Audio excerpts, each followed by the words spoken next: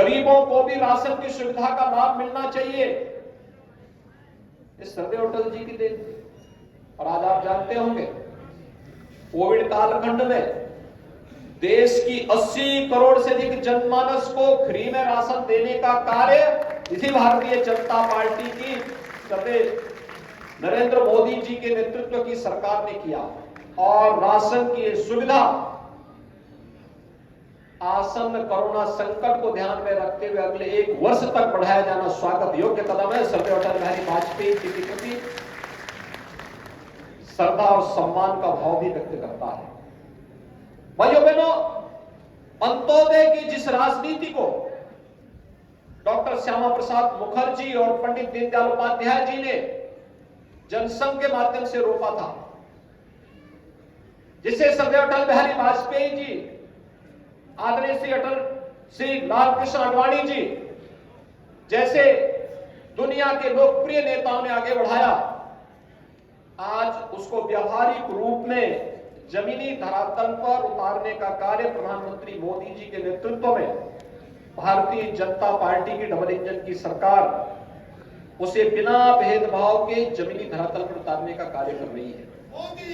हर गरीब के पास सिर ढकने के लिए छत हो, प्रधानमंत्री आवास की योजना, हर गरीब के लिए उपचार की सुविधा हो, आयुष्मान भारत के अंदर 5 लाख रुपए की स्वास्थ्य बीमा की योजना, हर गरीब को उसकी विपत्ति के समय फ्री में राशन की सुविधा हो। यह भी कोरोना कालखंड में पिछले 3 वर्ष से देश भी और दुनिया भी देख रही है। हर गरीब के घर में बिजली का कनेक्शन फ्री में मिले।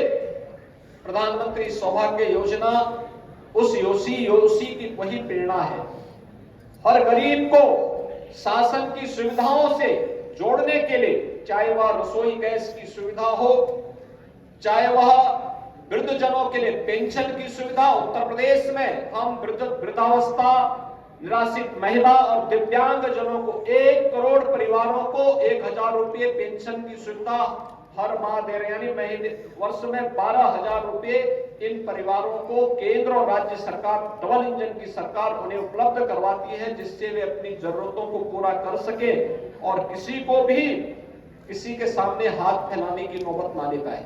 एक संवेदनशील सरकार जब बनती है तो योजनाओं का लाभ बिना भेदभाव के, न जाति, न मत, न क्षेत्र, न भाषा, किसी भी प्रकार का भेदभाव के बगैर जहां इन्हें आगे बढ़ाने का कार्य किया जा रहा है, वही आत्म गौरव की अनुभूति। आजादी के अमृत महोत्सव वर्ष में आपने इस बात को देखा होगा किस रूप में आत्म गौरव की अनुभूति कराने का कार्य हो रहा है। आत्म गौरव की अनुभूति, पंच प्रण की बात प्रधानमंत्री मोदी जी ने अमृत महोत्सव के मुख्य महोत्सव को संबोधित करते हुए स्वतंत्रता दिवस के अवसर पर लाल किले की प्राचीर से दिया था, और जिसमें सबसे बड़ी बात थी गुलामी के चिन्हों को समाप्त करना और अपनी परंपरा पर गौरव की अनुभूति करना। लगातार मूल्यों और सिद्धांतों की राजनीति पर विश्वास करते हुए पूरे देश के अंदर जब भारतीय जनता पार्टी या भारतीय जनसंघ के बारे में इतना ज्यादा विस्तार नहीं था, जब कोई सोचता भी नहीं था कि भारतीय जनता पार्टी की सरकारें आएंगी या भारतीय जनसंघ सत्ता की सीढ़ियों को भी ये चूमते हुए आगे बढ़ेगा, तब भी सरदेव अटल जी की लोकप्रियता उतनी ही थी जितनी लोकप्रियता उन्हें शीर्ष पदों पर चढ़ते समय देखने को मिली थी। अटल जी चाहे सामान्य पदाधिकारी के रूप में भारतीय जनसंघ या भारतीय जनता पार्टी के अध्यक्ष के रूप में रहे हो, एक सांसद के रूप में रहे हो, मंत्री के रूप में रहे हो जनता पार्टी की सरकार के समय, या फिर प्रधानमंत्री के रूप में, मूल्यों और सिद्धांतों के साथ उन्होंने सदैव कार्य किया। और इस बात को सदैव कहते थे कि मूल्य विहीन राजनीति मौत का फंदा है। वे दूसरों के लिए नहीं बोलते, स्वयं के लिए बोलते थे, और उस पर सदैव उन्होंने उसके रूप आचरण भी किया, उसके रूप में चले भी, ढले भी, और भारतीय जनसंघ और बाद में भारतीय जनता पार्टी को उन्होंने उसी के अनुरूप ढाला और आज भारतीय जनता पार्टी दुनिया के सबसे बड़े राजनीतिक दल के रूप में आदरणीय प्रधानमंत्री मोदी जी के नेतृत्व में देखने को मिल रहा है। तो इसकी आधारशिला सभी अटल जी ने अपने प्रधानमंत्री कार्यकाल के दौरान उस समय रख दी थी जब देश में इंफ्रास्ट्रक्चर डेवलपमेंट के क्या मॉडल होने चाहिए, यह भी हम सबके सामने है। स्वर्णिम चतुर्भुज की हो, भारत के अंदर भी अंतर्राष्ट्रीय मानक के हाईवे होने चाहिए। जब भी उसे अवसर मिला है उसने अनुशासन के साथ, जब भी दुश्मन पर टूटने की छूट मिली है तो उसने कोई कोर कसर नहीं छोड़ा है। और इसलिए भाइयों बहनों, आज हम सब यहां पर सदैव अटल जी का स्मरण कर रहे हैं। जो कुछ भी हो रहा है ये अटल जी की विरासत है, अटल जी की परंपरा है और उस परंपरा पर हम सबको गौरव की अनुभूति करनी चाहिए। उन्होंने हमेशा इस बात को कहा। देखिए, भारतीय जनता पार्टी ने उतार चढ़ाव देखे और उसमें भी उनका जुझारूपन कभी दूर नहीं हुआ। उन्होंने हमेशा उस जुझारूपन से कभी वे अपने को वंचित नहीं होने दिए। हमेशा उन्होंने इस बात को कहा कि आदमी को चाहिए कि वो जूझे, परिस्थितियों से लड़े, एक स्वप्न टूटे तो दूसरा गढ़े। ये सदैव अटल जी की सोच है। यही वह सपना है जो उन्होंने देश को दिया और सचमुच अटल जी ने उसके माध्यम से दुनिया को एक राह भी दिखाई।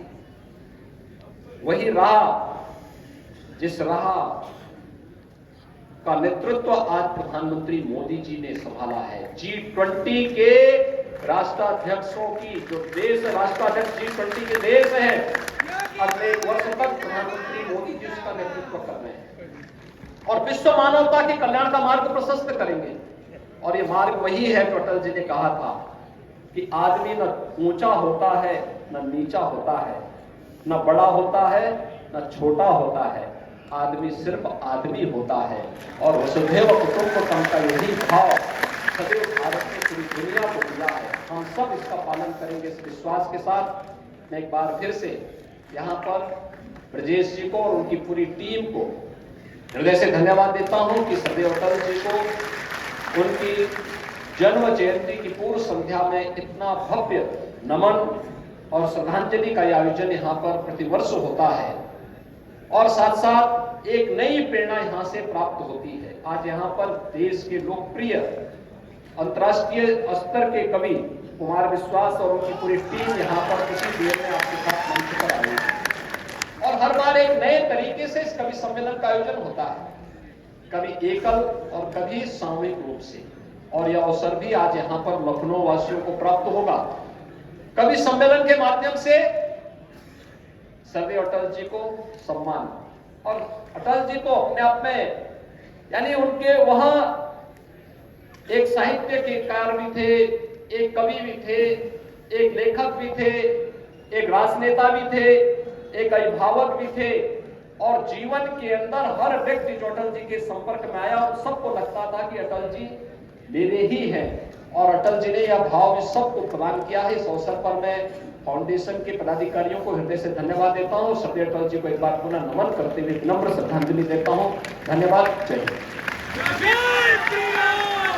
बहुत बहुत धन्यवाद माननीय मुख्यमंत्री महोदय। मित्रों, माननीय मुख्यमंत्री महोदय के इस आत्मीय वक्तव्य के बाद अब समय है उस संध्या का जिसकी प्रतीक्षा आप सबको है। अब सभी हमारे जो अतिथिगण हैं वो सभी अतिथिगण सामने विराजमान